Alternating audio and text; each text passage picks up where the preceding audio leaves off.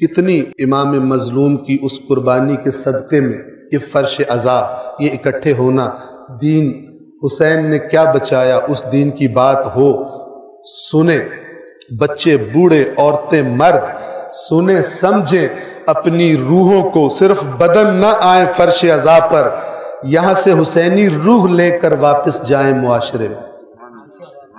10 दिन मैं जो बेसत का माना बयान कर रहा था, उठना, उठान, भड़कना, रसूलुल्लाह खुद ऐसे भड़के हुए थे कि अल्लाह को कहना पड़ता था। अब आपको मैंने इसलिए कुरान नहीं दिया कि आप खुद को मशक्कत में डाल लो, इतनी मेहनत करते थे। और चूंकि हुसैन रसूल का वारिस है, हुसैन नहीं बैठ सकता मदीने में।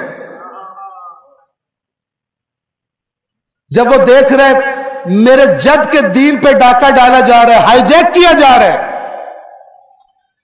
अल्लाह गवाह है, सबसे कह रहा हूं, शियो सुनियों से, आप हुसैन के क़याम को निकाल दो तारीख इस्लाम से तो इस्लाम हाईजैक हो चुका होता। यह नाम हुसैन की बरकत है। चाहे कोई हुसैन का नाम ले चाहे ना ले, गंदे हुक्मरान के सामने उठ के खड़े होना, यह रूह हुसैन की फूंकी हुई है।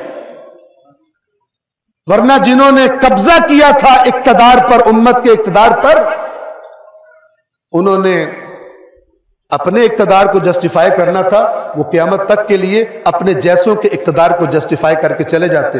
लेकिन हुसैन ने ऐसी जर्ब लगाई उन पर कि ता क़यामत कोई मक्कार अपने नाजायज, कोई बदसिफात इस उम्मत के पर अपने इक्तदार को जस्टिफाई नहीं कर सकता।